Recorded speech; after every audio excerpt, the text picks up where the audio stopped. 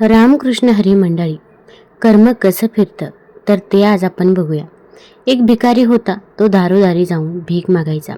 कुणी काही दिलं तर तो घ्यायचा, अन्यथा फक्त आशीर्वाद देऊन निघून जायचा. एका सावकाराच्या दारात जाऊन रोज भिकारी भिक्षा मागायचा, पण सावकार मात्र बाहेर आल्यावरती शिवीगाळ करायचा. सावकार भिकाऱ्याला म्हणायचा, जा मर तू, काम का करत नाहीस, आयुष्यभर फक्त भीक मागत राहा. कधी कधी तो रागाच्या भरात त्याला ढकलूनही द्यायचा, पण भिकारी फक्त म्हणायचा, देव तुमच्या पापांना क्षमा करू. एके दिवशी मात्र त्या सावकाराला खूप राग आला. बहुधा धंद्यात तोटा झाला असावा. तो भिकारी त्याच वेळी भीक मागायला आला. सावकाराने रागाच्या भरात थेट त्याच्यावरती दगड मारला. भिकाऱ्याच्या डोक्यातून रक्त वाहू लागले आणि तरीही तो म्हणाला की देव तुझ्या पापांना क्षमा करो, असे म्हणत तिथून तो निघून गेला. सावकार रागातून थोडासा शांत झाला आणि मग विचार करू लागला की मी त्याला दगड मारला, पण त्याने तरीही माझ्यासाठी प्रार्थना केली. यामागचं रहस्य काय असू शकेल आणि हे आपल्याला कळायलाच हवं.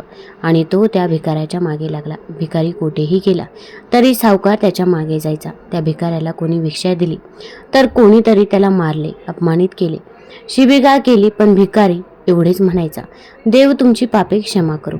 आता अंधार पडू लागला होता. तो भिकारी परत स्वतःच्या घरी जायला निघाला. सावकार सुद्धा त्याच्या मागे होता.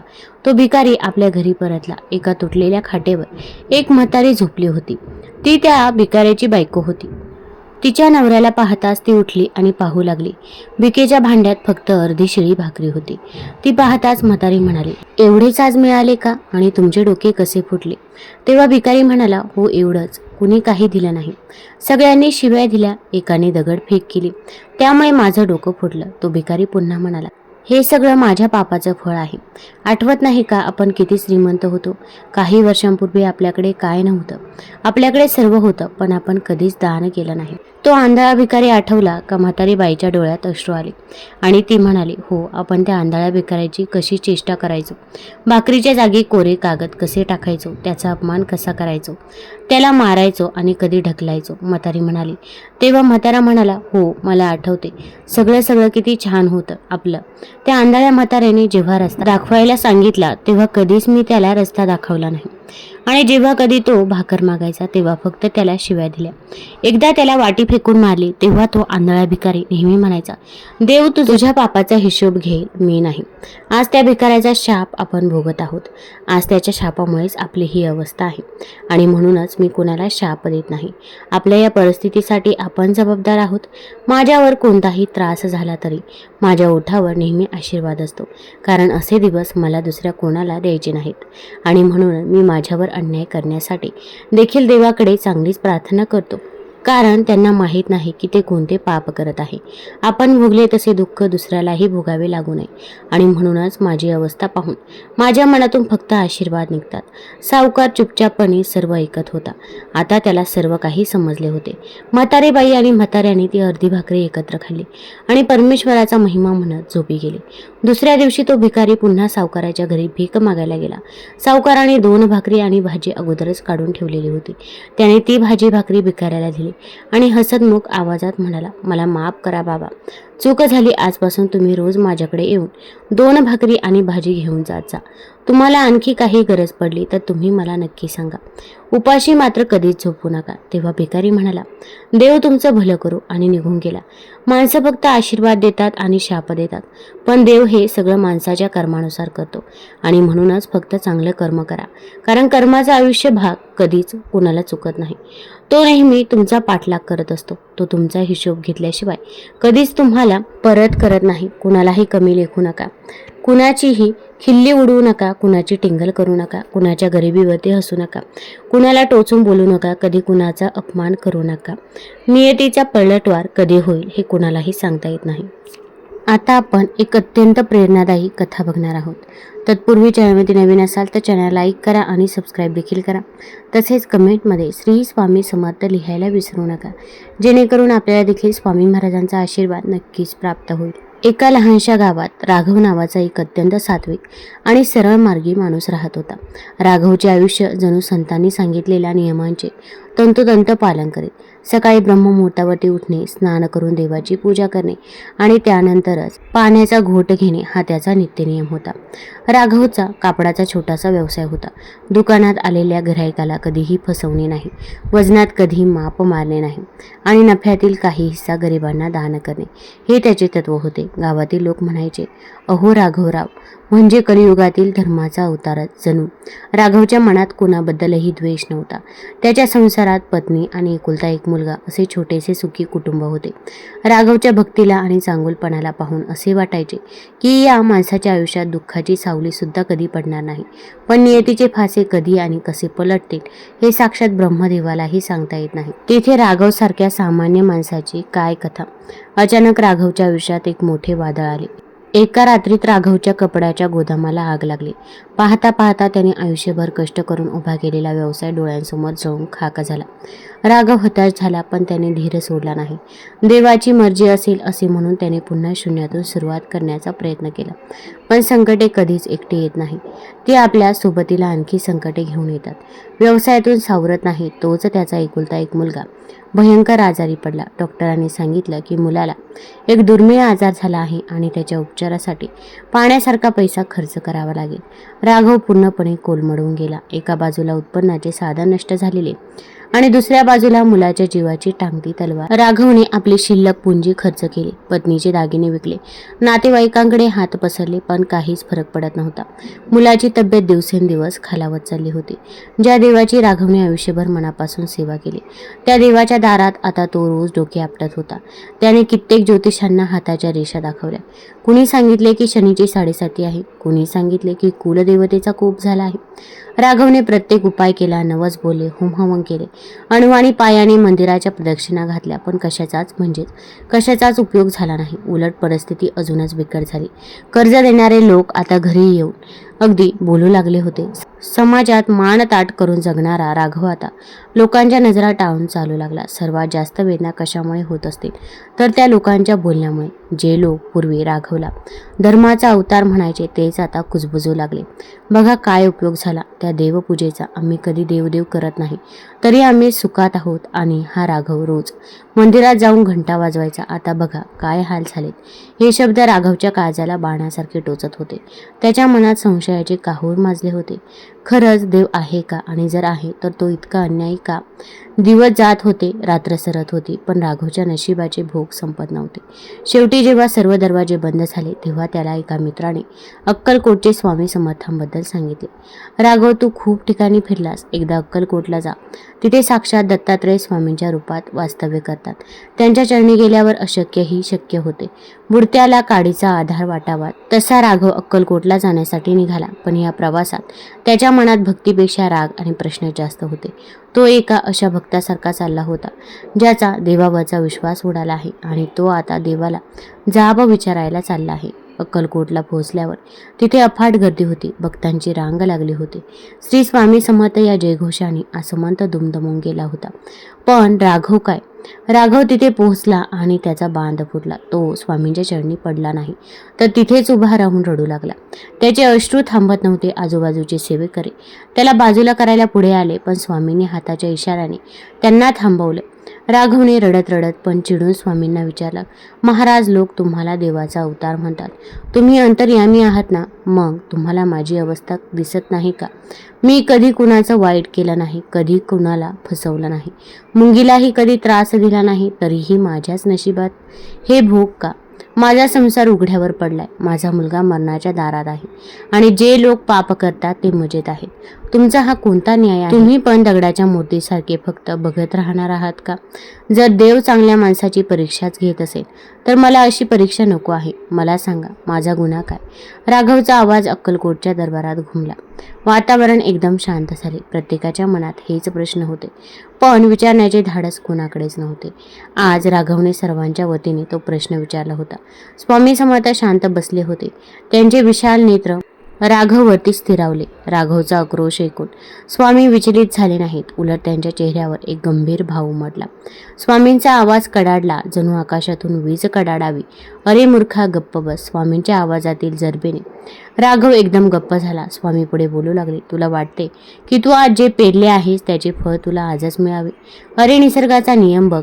जेव्हा शेतकरी बी पेरतो तेव्हा लगेच दुसऱ्या दिवशी झाड उगवून त्याला फळे येतात का? नाही ना. त्याला वेळ द्यावा लागतो. तसेच कर्माचे आहे.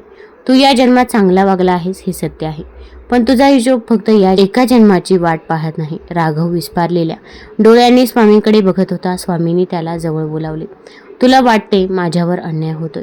अरे हे ब्रह्मांड धैर्य, न्याय आणि संतुलनाच्या सिद्धांतावर चालते. इथे उशीर होऊ शकतो, पण अंधेरा कधीच नसतो. तू म्हणतोस तू कोणाचे वाईट केलं नाहीस. बरोबर आहे, या देहाने या जन्मात तू पुण्य केलंस, पण आत्म्याचा प्रवास अनंत आहे. तुझ्या मागच्या जन्माचं कर्माचे गाठोडे तू अजूनही पाठीवर घेऊन फिरतोस. आज जे दुःख तुझ्या वाट्याला आले आहे ती देवाची शिक्षा नाही, तर तो तुझ्या जुन्या कर्माचा हिशोब आहे, जो आता चुकता होत आहे. जर आज हे भोग भोगलेस नाही तर ते व्याजासकट पुढच्या जन्मात भोगावे लागतील. तुला काय हवे आहे ते? मुक्ती की कर्ज? स्वामींचे शब्द राघवच्या बुद्धीला पटत होते, पण त्याचे मन अजूनही शांत नव्हते. त्याच्या मनातील वेदना अजूनही थरथरत होती. पण महाराज, एवढी कठोर शिक्षा? माझा मुलगा राघवच्या घशातून शब्द फुटत नव्हते.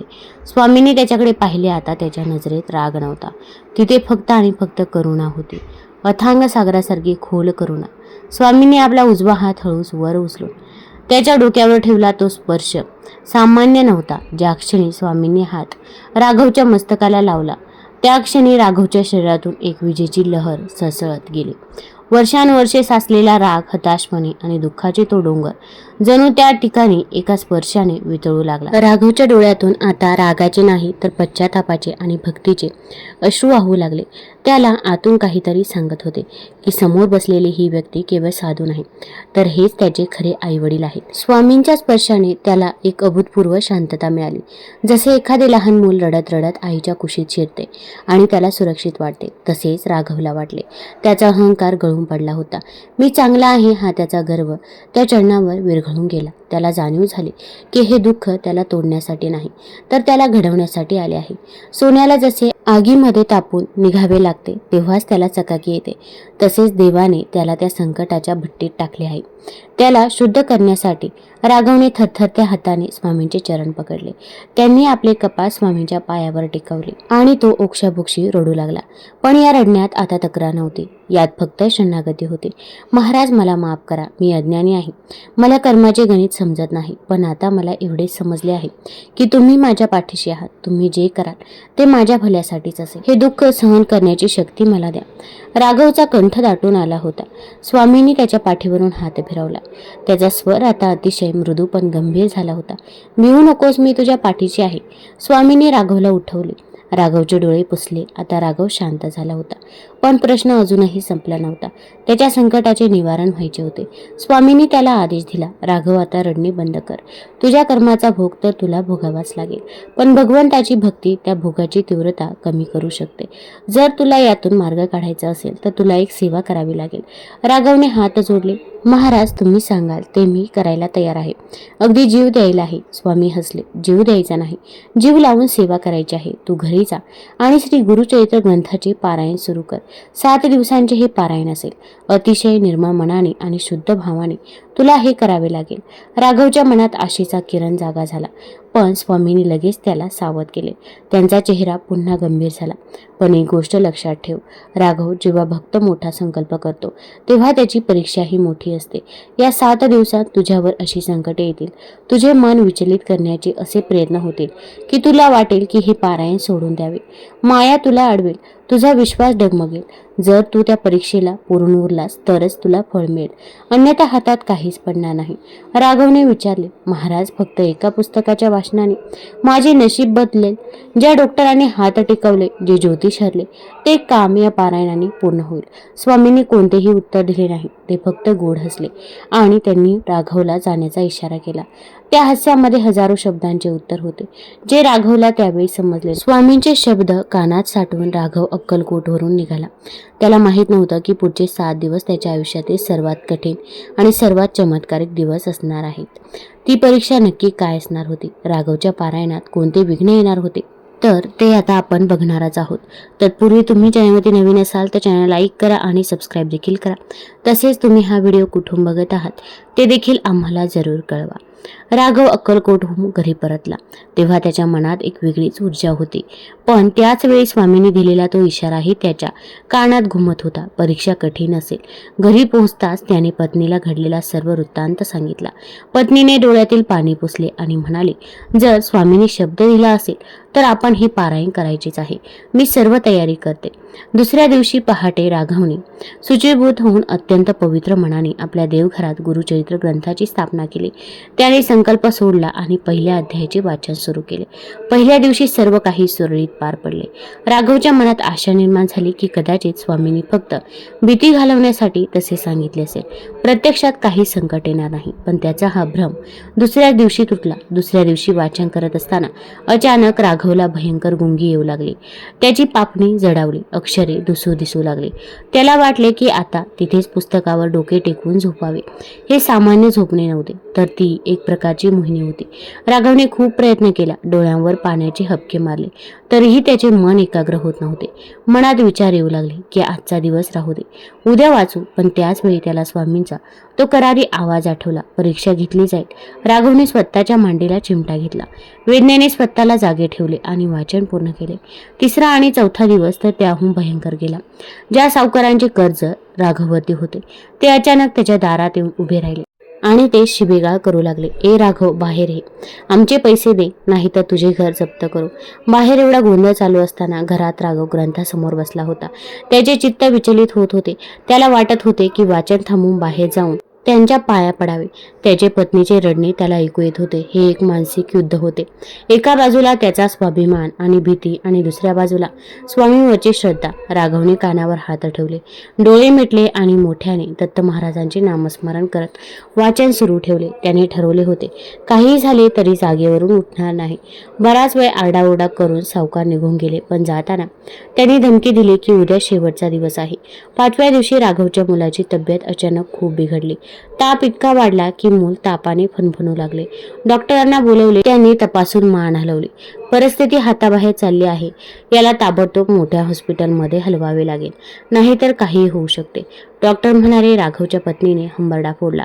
ती राघवकडे धावत आली. अहो, आता तरी तो ग्रंथ बाजूला ठेवा. मुलाचा जीव चाललाय आणि तुम्हाला पारायणाचे पडले आहे. चला दवाखान्यात. हा राघवच्या आयुष्यातील सर्वात मोठा कसोटीचा क्षण होता. धर्मसंकट ज्याला म्हणतात ते हेच होते. एकीकडे पित्याचे कर्तव्य आणि दुसरीकडे गुरूंची आज्ञा. राघवचे हात थरथरत होते. त्याला स्वामींचे शब्द आठवले. माया तुला अडवेल, तुझा विश्वास डगमगेल. राघव उठायला गेला पण एक अदृश्य शक्ती त्याला खाली बसून ठेवत होती. त्याला आतून जाणीव झाली की हा ताप आणि हे संकट हीच ती शेवटची परीक्षा आहे. जर आज तो उठला तर तो कायमचा हरला. त्याने पत्नीला कठोर शब्दात सांगितले, तुला काय करायचे ते कर. डॉक्टरांना उपचार करू दे. पण जोपर्यंत माझा अध्याय पूर्ण होत नाही तोपर्यंत मी आसनावरून उठणार नाही. ज्या स्वामींनी मला हे पारायण करायला लावले आहे तेच माझ्या मुलाचे रक्षण करतील. आणि जर माझ्या मुलाचे नशीब संपलेच असेल तर मी दवाखान्यात जाऊन घरी काय करणार. हे बोलताना राघवच्या काळजाचे तुकडे होत होते. पण त्याने आपला निर्धार बदलला नाही. त्याने डोळे मिटून पूर्ण एकाग्रतेने वाचन सुरू ठेवले. बाहेर मुलाच्या कपाळावर पाण्याच्या पट्ट्या ठेवल्या जात होत्या आणि यात राघवच्या डोळ्यातून वाहणाऱ्या अश्रूने गुरुचरित्राची पाने भिजत होती. त्या रात्री राघवने झोप घेतली नाही. तो रात्रभर स्वामींच्या फोटोकडे बघून जागा राहिला. 6वा दिवस उजाडला आणि एक चमत्कार झाला. मुलाचा ताप उतरला नव्हता पण तो स्थिर झाला होता. डॉक्टरही आश्चर्यचकित झाले. आणि आता आला 7वा दिवस, पारायणाचा समाप्तीचा दिवस. सकाळपासूनच राघवच्या घरात एक वेगळेच वातावरण होते. बाहेर आकाश निरभ्र होते, पण राघवच्या मनातील काहूर शांत झाले होते. त्याने शेवटच्या अध्यायाचे म्हणजेच अवतरणिकेचे वाचन सुरू केले. जसजसे श्लोक पुढे सरकत होते तसतसे राघवचे शरीर हलके होत होते. 7 दिवसांचे जागरण, उपवास आणि ताणतणाव असूनही त्याच्या चेहऱ्यावर एक दिव्य तेज आले होते. दुपारची वेळ झाली. शेवटची ओळ वाचून राघवने ग्रंथ मिटला. त्याने हात जोडले आणि नैवेद्य दाखवण्यासाठी ताट पुढे केले आणि त्याच क्षणी संपूर्ण घरात एक अद्भुत सुगंध दरवळला. हा सुगंध उदबत्तीचा नव्हता, फुलांचा नव्हता, तर तो अष्टगंध आणि कापुराचा मिश्रित दैवी सुगंध होता. राघवने चमकून इकडे तिकडे पाहिले. खिडक्या बंद होत्या. मग हा सुगंध आला कुठून? त्याला वाटले की तो स्वतःच्या घरात नाही, तर एका वेगळ्याच विश्वात आहे. त्याला त्याच्या डोळ्यांसमोर एक प्रचंड अग्नीचा झोत दिसला. त्या अग्नीमध्ये काही काळ्या आकृत्या जळत होत्या. त्याला आतून समजले की हे त्यांचे संचित कर्म आहे. स्वामींनी सांगितल्याप्रमाणे त्याचे भोग जाळले जात होते. त्या आगीतून एक तेजस्वी पुरुष बाहेर आला. त्याने भगवे कफन घातले होते आणि त्याच्या हातात कमंडलू होते. राघवने ओळखले हे कोणी दुसरे नसून साक्षात स्वामी समर्थ होते, पण त्यांचे रूप थोडे वेगळे होते. ते अधिक तरुण आणि तेजस्वी दिसत होते. स्वामींनी राघवच्या दिशेने हात उंचावला आणि म्हणाले, राघव, तुझी परीक्षा संपली. तुझा हिशोब चुकता झाला. राघव भानावर आला तेव्हा तो देवघरातच होता. त्याची नजर समोरच्या स्वामींवरच्या फोटोवर खेळली होती आणि तिथे एक अद्भुत घटना घडली. त्या फोटोवरती स्वामींची मूर्ती जिवंत भासू लागली. राघव एकटक बघत असताना स्वामींच्या आकृतीचे रूपांतर हळूहळू 3 शिरांच्या 6 हातांच्या साक्षात भगवान दत्तात्रेयांच्या रूपात झाले. ब्रह्मा, विष्णू आणि महेश हे तिन्ही देव एकाच रूपात राघवकडे बघून स्मित हास्य करत होते. राघवच्या अंगावर सरसरून काटा आला. ज्याच्यावर त्यांनी रागाच्या भरात संशय घेतला होता, तोच देव आज त्याच्या भक्तीसाठी प्रकट झाला होता. राघवच्या घशातून हुंदका फुटला. हे दत्तात्रय, हे स्वामीराया, मी किती पापी आहे की मी तुम्हाला ओळखलंच नाही. मी फक्त माझ्या दुःखाचा हिशोब मागत राहिलो, पण तुम्ही तर माझ्या कल्याणासाठी माझे कर्म जाळत होतात. त्याच्या डोळ्यांतून अश्रूंच्या धारा लागल्या. हे अश्रू दुःखाचे नव्हते, तर ते कृतज्ञतेचे. त्याला स्वामींच्या त्या वाक्याचा खरा अर्थ समजला. देवाला उशीर होऊ शकतो, पण त्याच्या न्यायावस्थेत अंधेरा नाही. राघवने साष्टांग दंडवत घातला. तो जमिनीवर डोकं टेकून कितीतरी वेळ तसाच पडून होता. त्याचे मन पूर्णपणे रिकामे झाले होते. कोणतीही इच्छा नाही, कोणतीही भीती नाही, फक्त एकच भाव की जे तुमच्या इच्छेने आणि जे होईल ते तुमच्याच कृपेने. ही अनुभूती काही क्षणांचीच, ती पण तिने राघवला आतून पूर्णपणे बदलून टाकले होते. जेव्हा राघव पूजा घरातून बाहेर आला तेव्हा त्याचे घर बदललेले होते. त्याची पत्नी धावत आली, पण त्यावेळी ती रडत नव्हती. तिच्या चेहऱ्यावर हसू होते. अहो, ऐकलत का? आपला बंडू तो उठून बसलाय. त्याने पाणी मागितलं. त्याचं शरीर एकदम थंड पडलं आहे. ताप पूर्णपणे गेलाय. राघवने धावत जाऊन मुलाला पाहिले. मुलगा उठून बसला होता आणि बाबा अशी हाक मारत होता. डॉक्टरांनी ज्याला अशक्य म्हटले होते ते स्वामींच्या कृपेने शक्य झाले होते. पण चमत्कार इथेच थांबला नाही. त्याच संध्याकाळी राघवच्या दारात एक गाडी येऊन थांबली. त्यातून एक श्रीमंत व्यापारी उतरला. तो राघवचा जुना मित्र होता, जो कित्येक वर्षांपूर्वी गावी सोडून परदेशी गेला होता. त्याने राघवला मिठी मारली आणि म्हणाला, राघव, मला कळले, तुझे दुकान जळले. अरे मित्रा, मी नवीन कपड्यांची फॅक्टरी सुरू करतोय आणि मला तुझ्यासारख्या प्रामाणिक भागीदाराची गरज आहे. मी सर्व गुंतवणूक करेन, तू फक्त व्यवसाय सांभाळ. नफ्यात आपण अर्धा वाटा घेऊ आणि हो, तुझे जे काही देणे आहे ते मी आज फेडून टाकतो. ते तू मला सावकाश परत कर. राघवला आपल्या कानावर विश्वास बसेना. एकाच दिवसात ज्या दिवशी पारायण संपले त्याच दिवशी हे सगळे योगायोग असेच असू शकत नाही. हे स्वामींचे नियोजन होते. त्यांनी राघवला अगोदर कर्माच्या अग्नीतून बाहेर काढला. त्याचे अहंकार आणि पूर्वकर्म जाळलं आणि जेव्हा तो पूर्ण शुद्ध झाला तेव्हा त्याला भरभरून दिलं. राघवने आकाशाकडे पाहिले आणि हात जोडले. आता तो पूर्वीचा राघव राहिला नव्हता, जो फळाच्या अपेक्षेने पूजा करायचा. आता तो एक कर्मयोगी झाला होता. त्याला समजले होते की आयुष्यात सुख आणि दुःख हे आपल्याच कर्माची फळं आहेत. पण जर डोक्यावर सद्गुरूंचा हात असेल तर दुःखाच्या आगीतही भक्तीचे फूल उमलते. त्यानंतर राघवने आपले संपूर्ण आयुष्य स्वामींच्या सेवेत आणि निस्वार्थ कर्म करण्यात घालवले. त्याने पुन्हा कधीही देवाला जाब विचारला नाही, कारण त्याला उत्तर मिळाले होते, कर्म हे अटळ आहे, पण गुरुकृपा अगाध आहे. कर भला सो हो भला अशी आपल्याला शिकवण दिली जाते. शिकवण नव्हे तर हा संस्कारच आहे. तुम्ही चांगले काम करत राहा, फळाची अपेक्षा ठेवू नका. तुमच्या कामाची नोंद घेण्यासाठी स्वर्गामध्ये चित्रगुप्त बसले आहेत. ते योग्य वेळी योग्य फळ तुम्हाला देतील. तोवर तुम्ही तुमचे कर्म करत राहा. परंतु बऱ्याचदा आपल्याला चांगले काम करूनही वाईट अनुभव येतात. मग दुनियादारी नकोशी होते आणि सत्कर्मावरून विश्वास सोडून जातो. मात्र हीच ती वेळ असते स्वतःशी प्रामाणिक राहण्याची. आपण जर स्वतःची फसवणूक केली, आपल्या कामाशी खोटारडेपणा केला तर त्याचे फळ आपल्यालाच भोगावे लागते. म्हणून प्रत्येक काम इमानदारीने आणि स्वतःशी प्रामाणिक राहून करा. त्याचे फळ आज ना उद्या मिळाल्या वाचून राहणार नाही. हेच सांगणारी छानशी बोधकथा आहे. एक युवक असतो, अत्यंत हुशार, सुस्वभावी, प्रामाणिक, मेहनती, परंतु अतिशय गरीब. प्रतिकूल परिस्थितीवर मात करून शिष्यवृत्ती मिळवून त्याने आपले अभियांत्रिकीचे शिक्षण पूर्ण केले. मात्र हवी तशी नोकरी त्याला मिळत नव्हती. त्यामुळे घरचे दारिद्र्यही दूर होत नव्हते. नोकरी नाही त्यामुळे छोकरीही नाही. तरी देखील त्या युवकाने काम मिळवण्यासाठी आपले प्रयत्न सुरू ठेवले. एक दिवस त्याला ओळखीतल्या एका बिल्डरकडून एका जुन्या वसाहतीचे पुनर्वसन करण्याचे काम मिळाले. नशिबाचे दार उघडले. तो खुश झाला. त्याने वसाहतीचे बारकाईने पाहणी केली आणि नवीन वसाहतीचे स्वरूप कसे असेल याची आखणी केली. त्या वसाहतीमध्ये बहुतांशी वृद्ध जोडपी राहत होती. युवकाने नवीन वसाहतीचा आराखडा त्यांच्यासमोर ठेवला.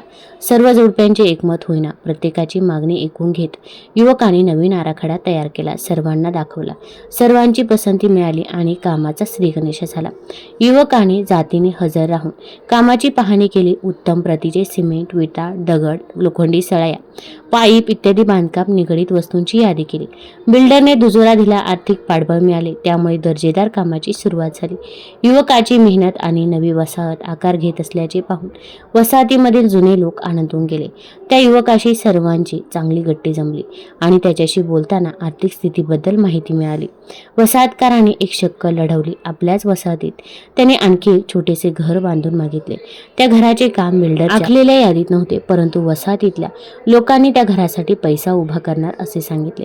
फक्त ते काम याच युवकाच्या देखरेखीत व्हावे असा सर्वांनी आग्रह केला. युवकाने प्रामाणिकपणे तेवढ्याच मेहनतीने शेवटचे घरही बांधून पूर्ण केले. नवीन वसाहती सकट त्या घराची चावी देखील वसाहतीच्या लोकांच्या स्वाधीन केली. युवकाला त्याच्या कामाचा चांगला मोबदला बिल्डरकडून मिळाला होताच, परंतु त्याच्या चांगल्या वागणुकीचे, प्रामाणिकपणाचे आणि अविश्रांत घेतलेल्या मेहनतीचे फळ म्हणून वसाहतीमधल्या लोकांनी जादा बांधून घेतलेले घर युवकाच्या नावे केले आणि घराची चावी त्याला सुपूर्द केली. भाग्योदय झाला की रंगाचा राव होतो, परंतु त्यासाठी आपले सत्कर्माचे पारडे जड असावे लागते. निरपेक्षपणे केलेली सेवा निश्चितच फळ देते. फक्त कधी याची वाट न पाहता कर्म करत राहायचे असते. तुम्हाला जर ही कथा, ही माहिती आवडली असेल तर चॅनल लाईक करा, सबस्क्राईब करा आणि आपल्या मित्रपरिवारासोबत जरूर शेअर करा. धन्यवाद.